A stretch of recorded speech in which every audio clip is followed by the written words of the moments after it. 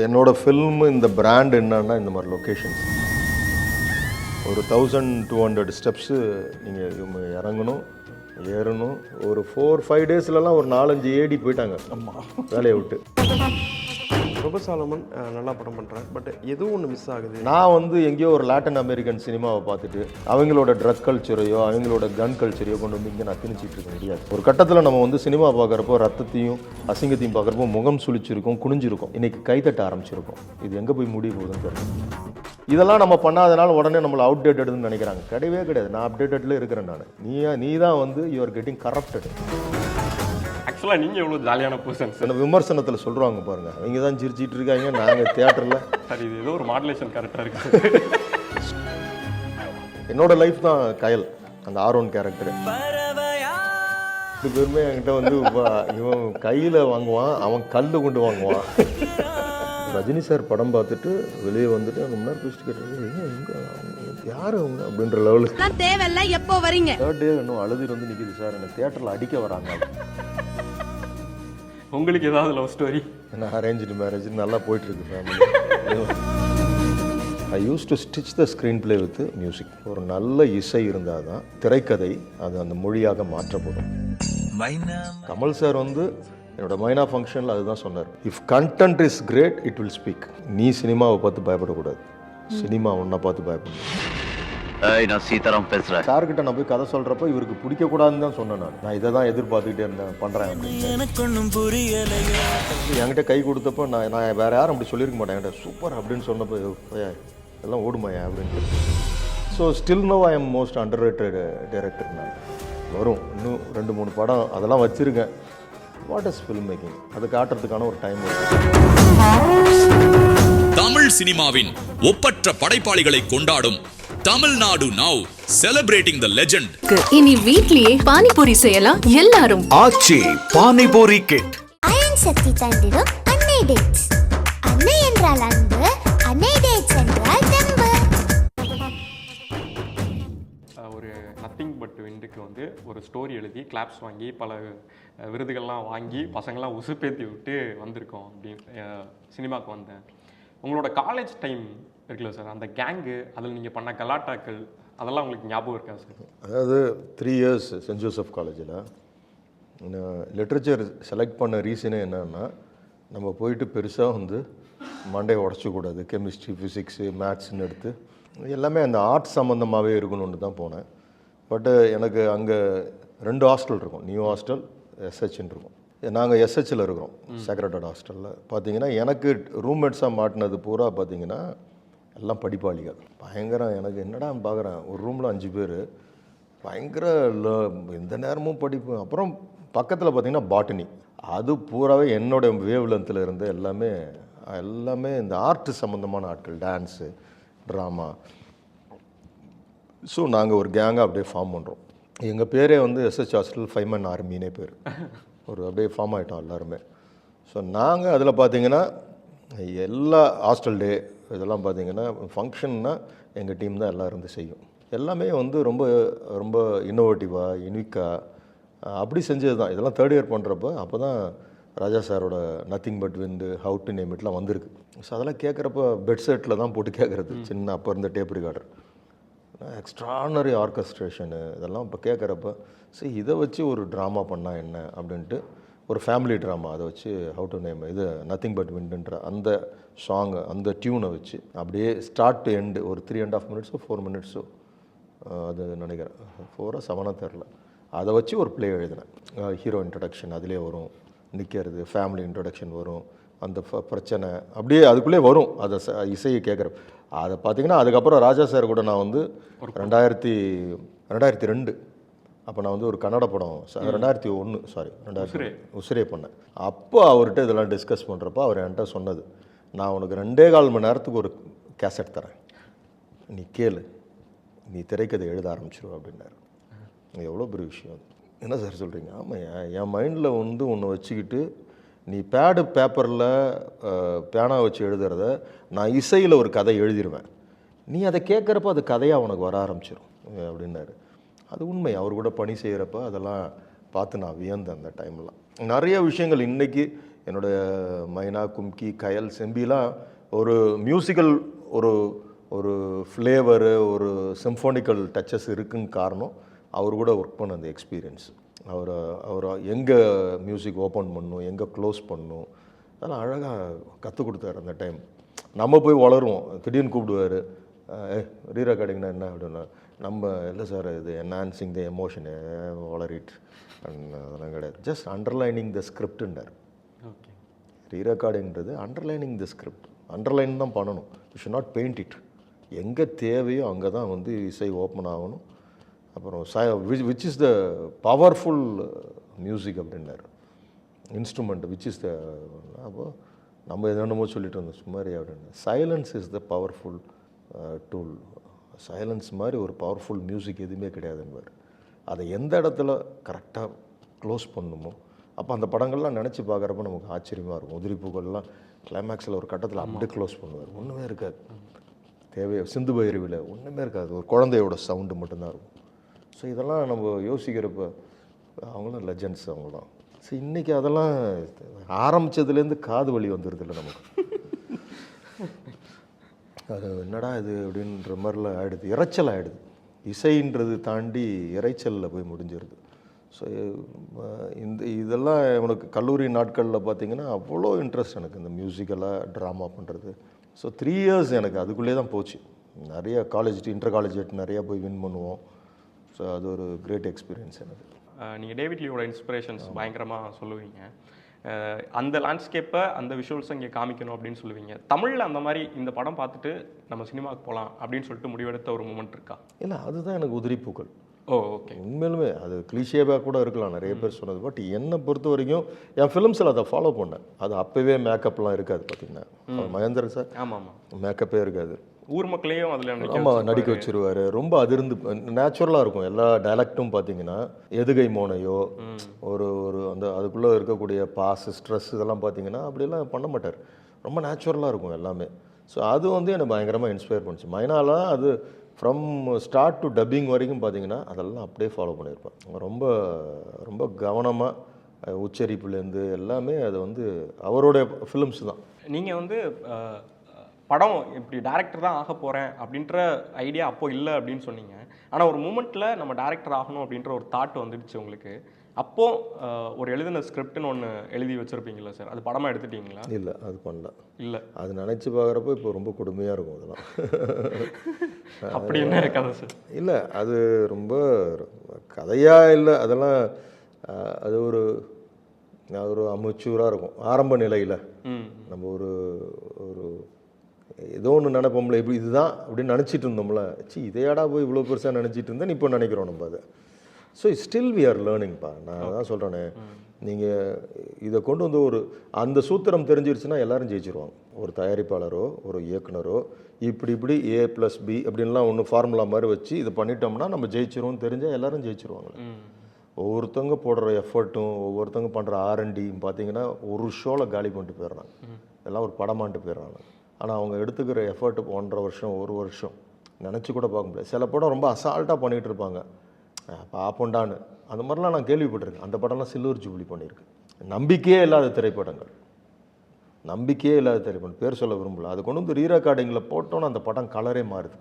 அப்போ அந்த இயக்குனரே வியந்து பார்க்குறாரு, எப்படி இதுன்னா அது வேறு மாதிரி. அவர் எடுக்கிறப்ப இசையை சார்ந்து தான் எடுத்திருக்காருன்றது அவருக்கே தெரியல. அப்போ சொல்கிறேன், சில படங்கள் வந்து அந்த டேபிளில் வந்து அதோட கலரை அப்படியே மாறும், நம்ம நினச்சி கூட பார்க்க முடியாது. ஸோ ராஜா சார் அந்த கன்னட படம் பண்ணுறப்ப என்கிட்ட சொன்னார், music cannot be made, it will happen-னார். அதை செய்யவே முடியாது. அது மாதிரி தான் இந்த ஸ்க்ரீன் பிளே ஸ்ட்ரக்சர்ன்றது, நீங்கள் சரியான கரு முதல்ல கிடச்சி பிளாட் பாயிண்ட் அது கிடச்சிருச்சுன்னா அதுவே சாப்பிட்டுக்கிட்டே போகும். Otherwise it will be a cooked up script. அவ்வளோதான். ஓகே, நீங்களாக ஒன்று திணிச்சு அதை முடிப்பீங்க அந்த படத்தை. பட் ஒரு நல்ல திரைக்கதை வந்து பாலுமேந்திர சாரும் அதான் சொல்லுவார், அதுவாக எடுத்துக்கும், அது அதுவாக காட்சி உங்களுக்கு கொடுக்கும். அப்படி கொடுக்க ரொம்ப ஈஸியாக இருக்கும். அது அப்படியே பெரிய காம்ப்ளிகேஷனே இருக்காது. ஆனால் படம் பார்க்குறவங்களுக்கு பயங்கரமாக இருக்கும், இது எப்படின்னு. ஏன்னா நீங்கள் எடுத்த புள்ளி இருக்குல்ல, எங்கள் டைரக்டர் பண்ணது இது வரைக்கும் யாரும் பண்ணல. ஒரு கதாநாயகனும் கதாநாயகியும் கடைசி வரைக்கும் பார்க்காம காதலிச்சா என்ன ஆகும்? காதல் கோட்டை யோசிச்சு பாருங்கள். இப்போ தமிழ் திரையுலகத்தில் நீங்கள் 40 வருஷம் சந்திச்சது என்ன, முதல் ரீல் 2 பேர் வருவாங்க, ஒருத்தர் எங்கேயோ பஸ்லேயோ ரயில்வே ஸ்டேஷன்லையோ எங்கேயோ பார்ப்பாங்க, லவ் ஆரம்பிச்சிடும். ஆமாம் ஆனால் இவர் எங்கள் டைரக்டர் பண்ணது என்ன, கடைசி வரைக்கும் பார்த்துக்க மாட்டாங்க. ஆமாம் ஆனால் they will be in love. அவங்க கடைசியாக பார்த்துக்கிற தருணம் தான் நீ யார் நான் யாருன்னு தெரிய போகுது. அப்போ எவ்வளோ பெரிய திரைக்கதை அதுக்கு தேவைப்படுது. அதனால தான் அந்த திரைக்கதை இந்தியா பூரா விற்பனையாச்சு. எல்லா லாங்குவேஜ்லேருந்து வந்து வாங்கிட்டு போனாங்க. ஏன்னா இட் இஸ் யூனிக். அது ஒன்று தான் யூனிக். என்ன அந்த மாதிரி நீங்கள் உங்களோட பிளாட் பாயிண்ட்டே எடுக்கிறப்பே அந்த முதல் இது, ஒரு தேனிலவுக்கு போன தம்பதி தன் கணவனை தொலைச்சா என்ன ஆகும், அதான் ரோஜா. அப்படி சொல்கிறப்பே அதை சொல்லிடணும். நீங்கள் அந்த தலைப்பு சொல்லிடணும். அந்த ஒரு வரி இருக்குல்ல, அதுவே உங்களுக்கு இன்ட்ரெஸ்டாக இருக்கணும். ஒரு ஊரை காப்பாற்ற வந்த யானை ஊருக்கே பகையாக மாறுது அப்படின்றது தான் என்னோடய கும்கி. கடைசியாக அதுக்கே மதம் பிடிக்குது, அதுக்கே பிரச்சனை வரப்போகுது. இப்படி சில விஷயங்கள் நமக்கு அது கிடச்சிரும். அப்படி கிடைக்கிறப்ப அந்த திரைக்கதை ரொம்ப இன்ட்ரெஸ்டாக மாறும். இல்லைன்னா it will become a waste of time. மதம் பிடிச்சிருந்தது உனக்கு இல்லடா மாணிக்கம், எனக்கு தான். காதல் கோட்டையில் கிளைமேக்ஸில் தான் நீங்கள் போய் ஜாயின் பண்ணீங்க அப்படின்னு சொன்னீங்க. கரெக்டாக அந்த கிளைமேக்ஸ் அப்போ ரயில்வே ஸ்டேஷன் அந்த கிளைமேக்ஸ் அதுதான் நான் போகிறேன். அன்றைக்கி தான் போய் அவர் கூட சார் கூட அந்த ஒரு 2-3 days இருந்தேன். அவங்க 2 பேர் கமலியும் சூர்யாவும் மீட் பண்ணுற அந்த காட்சிகள், அஜித்தும் தேவயானியும் அவங்க மீட் பண்ணுறது அதுதான். இப்போது அன்னைக்கு அஜித் சார் அந்த சீன் இருக்குல்ல, அது எப்படி எடுத்தாங்க? உங்களோட பங்களிப்பு அதில் என்னவா இருந்துச்சு? இல்லை, என்னோடய பங்களிப்புன்னா அதில் ஒரே ஒரு ஷாட்டு. அந்த ஸ்வெட்டரை பார்க்குறப்ப கடைசியாகவும் ஒரு டிஸ்டர்பன்ஸை கொடுத்தேன். ஒரு ஃபாதர் கேரக்டர் ஒருத்தர் கிராஸ் பண்ணுவார் உள்ளார. ஓகே, நான் சார்கிட்ட சொன்னேன், சார் அவரையும் கொஞ்சம் உள்ளார விடுவோம் சார், ஏன்னா இவன் பார்த்துட்டானா கண்டுபிடிச்சிடலாம். என்ன அந்த ஸ்வெட்டரை பார்த்துட்டானா அவளால் கண்டுபிடிக்க முடியும். அவள் தேடிக்கிட்டே இருப்பா யார் யாருன்னு. அவள் கரெக்டாக டேர்ன் பண்ணுறப்ப ஓப்பனாக இருந்துச்சு. சார் இந்த கேரக்டர் உள்ளார விடுவோம், அவனும் டிஸ்டர்ப் பண்ணிட்டோம் அந்த இடத்துலன்றப்போ தேட்டரில் பார்த்தீங்கன்னா கத்துவாங்க, யாரும் நவுறான் அப்படின்வானுங்க. ஸோ இந்த சின்னது தான் அது. பட் இருந்தாலும் அந்த லாஸ்ட் ஒரு 2-3 days தான் இருந்தேன். அதுக்கப்புறம் கோகுலத்தில் செய்தி ஃபுல்லாக சார் கூட ஒர்க் பண்ணது. முன்னாடி வந்து நீங்கள் தேட்டருக்கெலாம் போயிட்டு FDFSலாம் பார்ப்பீங்கல்ல சார், பார்க்குற இதெல்லாம் இருக்கும். அப்போது விமர்சனங்கள் எல்லாமே எழுத்தில் தான் வரும், நீங்கள் படிக்கிற மாதிரி தான் இருந்துக்கிட்டு இருக்கோம். அப்போது இருந்த விமர்சனத்துக்கும் இன்றைக்கி இருக்கிற விமர்சனத்துக்கும் என்ன வித்தியாசமாக பார்க்குறீங்க? அப்போ என்னென்னா, ஒரு செவ்வாய்க்கிழமை வெள்ளிக்கிழமை வரும், 2 பேப்பர் தினசரியில் வரும் விமர்சனன்றது, குட்டியாக வரும். ஸோ அதிலே பார்த்தீங்கன்னா அந்த படத்தோட பாசிட்டிவ் பாயிண்ட்ஸ் இருக்கும், நெகட்டிவ் பாயிண்ட்ஸ் இருக்கும். ஆனால் பாசிட்டிவ் பாயிண்ட்ஸ் தான் ஜாஸ்தி இருக்கும். இருந்தாலும் முடிக்கிறவ பார்த்தீங்கன்னா நீங்கள் பார்க்கலாம் அப்படின்னு தான் முடியும். எதுவுமே வந்து ஒரு கடுமையான சொல்லோ ஒரு எதிர்மறையான ஒரு கருத்தோ அதில் இருக்காது. அது ஏன்னா ஒரு பெரும் வியாபாரம் சினிமான்றது. அப்போ நாங்கள் 87, 90s சினிமா பார்க்குறப்ப வெள்ளிக்கிழமைனா ஏதோ ஒரு படம் ரிலீஸ் ஆகிட்டே இருக்கும். நம்ம வந்து குவாலிட்டி பார்த்து போய் குவாலிட்டி செக்லாம் வச்சுலாம் போய் படம் பார்த்தது கிடையாது. ஒரு என்டர்டெய்னர், அவ்வளோதான். அந்த இடத்துல டிக்கெட் எடுத்துகிட்டு போய் உட்காருவோம், வெள்ளந்தே அந்த படத்தை பார்த்தோம் நம்ம. So it was good and bad, ரெண்டுமே இருக்குது அதுக்குள்ளார. பெருசாக இந்த அளவுக்கெல்லாம் போய்ட்டு ஒரு பெரிய நாசாவில் வேலை செய்கிறவங்க மாதிரி ரிசர்ச் பண்ணுற வேலையெல்லாம் நம்மக்கிட்ட கிடையாது. அது நம்ம வேலையும் கிடையாது. ஒரு சினிமாவாக பார்க்கணும், அவ்வளோதான். என்ன பொழுதுபோக்கு ஆரோக்கியமாக இருக்கணும்னு நினைப்பேன். ஒரு ஆரோக்கியமாக என் ஃபிலிம்ஸில் ஆரோக்கியமான ஒரு பொழுதுபோக்காக அது இருக்கணும்னு நினைப்பேன். We have lot of responsibility, family இருக்குது. அதே மாதிரி நிறைய ஃபேமிலிஸ் வரப்போ முகம் சுளிக்காமல் ஒரு திரைப்படத்தை பார்க்கணும். ஏன்னா we are mostly brought up by culture based தான். அதனால் அதுக்கான ரெஸ்பெக்டை நம்ம கொடுத்தே ஆகணும். நான் வந்து எங்கேயோ ஒரு லாட்டின் அமெரிக்கன் சினிமாவை பார்த்துட்டு அவங்களோட ட்ரக் கல்ச்சரையோ அவங்களோட கன் கல்ச்சரையோ கொண்டு வந்து இங்கே நான் திணிச்சிட்டு இருக்க முடியாது. எனக்கு படமாக நான் பார்க்க முடியும். பட் எனக்கும் அந்த துப்பாக்கிக்கும் சம்மந்தமே கிடையாது. என் நாட்டில் அது கிடையவே கிடையாது. அதை நான் இங்கே கொண்டு வந்து திணிக்கணும்னு அவசியமும் கிடையாது. நான் கஞ்சா விற்றா கூட காசு கிடைக்கும். அதுக்காக வந்து எப்படி வேணால் நான் படம் எடுக்கணும்னு அவசியமே கிடையாது. God's grace I am having three time meal, 3 வேளை சாப்பாடு எனக்கு கிடைக்குது, நல்ல வண்டி இருக்குது, வீடு இருக்குது, இது போதும். கடைசி வரைக்கும் நமக்கு ஒரு ரெஸ்பான்சிபிலிட்டி இருக்குது. அதுதான் life. It's not about money. அதுதான் கயலில் சொன்னேன், டோன்ட் சேவ் மணி, சேவ் மெமரிஸ்ன்னு. நாளைக்கு உங்களுக்கு ஒரு குட் மெமரிஸோடு உங்கள் லைஃப் ஃபினிஷ் ஆகணும். நாளைக்கு அப்படிலாம் பண்ண எவ்வளோ பேர், ஒரு சின்ன காட்சி போதும் உங்களை சீரழிவில் கொண்டு போகிறதுக்கு. ஒரு ஷாட் போதும் உங்களை டிஸ்டர்ப் பண்ணி உங்களை ஒரு சூசைடில் தள்ளுறதுக்கு. இவ்வளோ இருக்குது அதுக்குள்ளார. ஒரு கட்டத்தில் நம்ம வந்து சினிமா பார்க்குறப்போ ரத்தத்தையும் அசிங்கத்தையும் பார்க்குறப்போ முகம் சுழிச்சிருக்கும், குனிஞ்சிருக்கும். இன்றைக்கி கைத்தட்ட ஆரம்பிச்சிருக்கோம். இது எங்கே போய் முடிய போகுதுன்னு தெரில. ஸோ இதெல்லாம் இந்த கவனமெல்லாம் இருக்கணும். இதெல்லாம் நம்ம பண்ணாதனால உடனே நம்மளை அவுடேட்டடுன்னு நினைக்கிறாங்க. கிடையவே கிடையாது. நான் அப்டேட்டடில் இருக்கிறேன். நான் நீ தான் வந்து யூ ஆர் கெட்டிங் கரப்டட். நீங்கள் அப்டேட்டட் கிடையாது, கரப்டட். ஸோ நம்ம படம்னா என்னுடைய வேர்ல்டு ஒரு 2.25 மணி நேரம் ஒரு நல்ல பசுமையாக ஒரு அழகியலுக்குள்ள ஒரு மனநிறைவோடு ஒரு படம் பார்த்துட்டு வெளியில் வரும். சோலி அங்கோயிங் எனக்குன்னா இதை யானையை வச்சு எடுக்கிறேன், அடுத்து சிங்கத்தை வச்சு எடுக்கிறேன்னா மனித வாழ்வியலை பற்றி தெரியாமல் கிடையாது. நான் திரும்பவும் அதுக்குள்ளே போக வரல. எனக்கு குழந்தைகள் ஒரு உலகம், அந்த உலகத்துக்கு யாரும் படங்களே கொடுக்கறதில்ல, அவங்கள மதிக்கிறதும் கிடையாது யாருமே. குளோபலாக திங்க் பண்ணிங்கன்னா சில்ட்ரன்ஸு தான் வந்து கொண்டாடுறாங்க. அந்த ஒரு டீன்ஸ் இருக்காங்களே 12 வயசு வரைக்கும் இருக்கிறவங்களுக்கு படங்களே இல்லையே. எப்போ பார்த்தாலும் வெட்டு குத்து வெடிகுண்டு இப்படியே தானே போயிட்டுருக்குது. நீங்கள் யாரை சாட்டிஸ்ஃபை பண்ணுறீங்க? ஸோ என் படம் அட்லீஸ்ட் அந்த 2.25 மணி நேரம் வந்தால் ஏதோ ஒரு சிங்கத்தை பார்த்தான், வேற ஒரு உலகம், ஒரு பீஸ்ட்டுக்கும் ஒரு ஹியூமனுக்கு இருக்கிற ஒரு அன்பு, அதெல்லாம் பார்க்கட்டும், என்ஜாய் பண்ணட்டும். அதற்கான எடுக்கிற ரிஸ்க்கு தான் நான். வரும் இன்னும் 2-3 படம் அதெல்லாம் வச்சுருக்கேன். வாட் இஸ் ஃபில்ம் மேக்கிங், அதை காட்டுறதுக்கான ஒரு டைம் இருக்குது. அப்போ அதை பொறுமையாக அதை பண்ணி அதை குளோபலாக, the more we are regional the more we are international. நான் எங்கேயாவது ஹாலிவுட் படத்தில் நம்மளுடைய தப்பு சத்தங்கள்லாம் போய் அங்கே அடிச்சிட்ருக்காங்களா? அடிக்க மாட்டோம். ஆனால் நம்ம அவங்ககிட்டேருந்து எடுத்துகிட்டு வந்து எல்லாத்தையும் போட்டுக்கிட்டு இருப்போம் இங்கே. பட் நம்மளுடைய தப்பும் நாயனமும் தவுளும் நம்ம பயன்படுத்தணும் இங்கே. அதை நம்ம ஆளுங்க உடனே ஒதுக்கி வச்சுட்டோம். அது கிடையாது இங்கே. அதெல்லாம் இந்த மண்ணோட சத்தம், இந்த மண்ணோட வாசனை, இந்த மண்ணோட மனிதர்கள், இதை அதிகமாக சொல்ல வேண்டிய நேரத்தில் இருக்கு.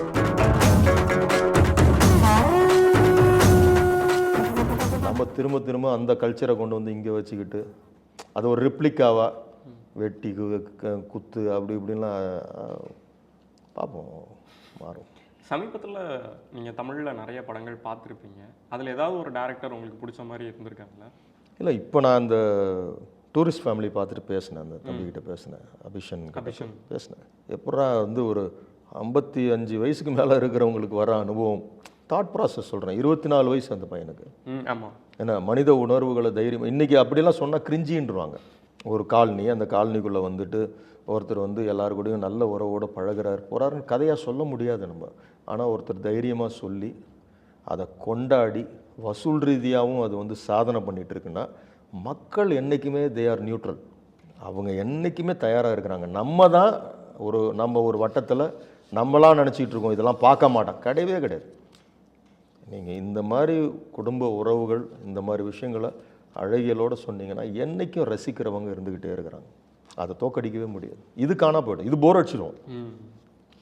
நீங்கள் திரும்பவும் நான் டானு, நான் திரும்ப ரவுடி, நான் வெட்டிக்கிட்டே இருப்பேன், அவ்வளோதான், போர்டம்குள்ளே போயிடுச்சு. அது எப்படி ஒரு காலத்தில் தீவிரவாதி சீன்ஸ் எல்லாம் அப்புறம் காமெடி ஆச்சோ, அந்த மாதிரி இப்போ அடுத்தடுத்து பார்த்திங்கன்னா ரவுடிகள் கதைகள்லாம் காமெடி ஆகிடும். இனிமேல் அதுக்கான ஸ்பேஸே இருக்காது. சென்டிமெண்ட் என்றைக்குமே ஜெயிக்கும். அவர் ஈட்டின்னு படம் எடுத்தால் கூட ஸ்டீவன் ஸ்பீல்பர்க்கு சென்டிமெண்ட் எல்லாம் முடிக்க மாட்டார். அவட்டார்னு ஒரு படம் எடுக்கிறாரு கேமரோன்னா சென்டிமெண்ட் எல்லாம் முடிக்க மாட்டார். அது என்றைக்குமே ஜெயிக்கும். ஆக்சுவலாக நீங்கள் எவ்வளோ ஜாலியான பர்சன்ஸ். அந்த விமர்சனத்தில் சொல்கிறாங்க பாருங்கள், அவங்க தான் சிரிச்சிட்டு இருக்காங்க, நாங்கள் தியேட்டரில். சரி, இது ஏதோ ஒரு மாடுலேஷன் கரெக்டாக இருக்குது. ரஜினி சார் படம் பார்த்துட்டு வெளியே வந்துட்டு அந்த முன்னாடி பேசிட்டு கேட்டாங்க, யார் அவங்க அப்படின்ற லெவலுக்கு தேவையில்ல. எப்போ வரீங்க? 3rd டே இன்னும் அழுதுட்டு வந்து நிற்கிது சார், என்னை தியேட்டரில் அடிக்க வராங்க. உங்களுக்கு ஏதாவது லவ் ஸ்டோரி? ஏன்னா அரேஞ்சு மேரேஜ் நல்லா போயிட்டுருக்கு family. I use to stitch the screen play with music. ஒரு நல்ல இசை இருந்தால் தான் அது அந்த மொழியாக மாற்றப்படும். கமல் சார் வந்து என்னோடய மைனா ஃபங்க்ஷனில் அதுதான் சொன்னார், if content is great it will speak. நீ சினிமாவை பார்த்து பயப்படக்கூடாது, சினிமா ஒன்றை பார்த்து பயப்படணும். நான் சீதாராம் பேசுகிறேன். சார்கிட்ட நான் போய் கதை சொல்கிறப்ப இவருக்கு பிடிக்கக்கூடாதுன்னு தான் சொன்னேன். நான் இதை தான் எதிர்பார்த்துக்கிட்டே இருந்தேன், பண்ணுறேன் அப்படின்னு. என்கிட்ட கை கொடுத்தப்போ நான் வேறு யாரும் அப்படி சொல்லியிருக்க மாட்டேன். என்கிட்ட சூப்பர் அப்படின்னு சொன்னப்போ எல்லாம் ஓடுமாயா அப்படின்ட்டு. So still no I am most underrated director. நான் வரும் இன்னும் 2-3 படம் அதெல்லாம் வச்சுருக்கேன். வாட் இஸ் ஃபில்ம் மேக்கிங், அதை காட்டுறதுக்கான ஒரு டைம் இருக்குது. இனி வீட்லயே பானிபூரி செய்யலாம் எல்லாரும். ஆச்சி பானிபூரி கிட். அயன் சக்தி தந்திடும் அன்னை டேட்ஸ். அன்னை என்றால் அன்பு, அன்னை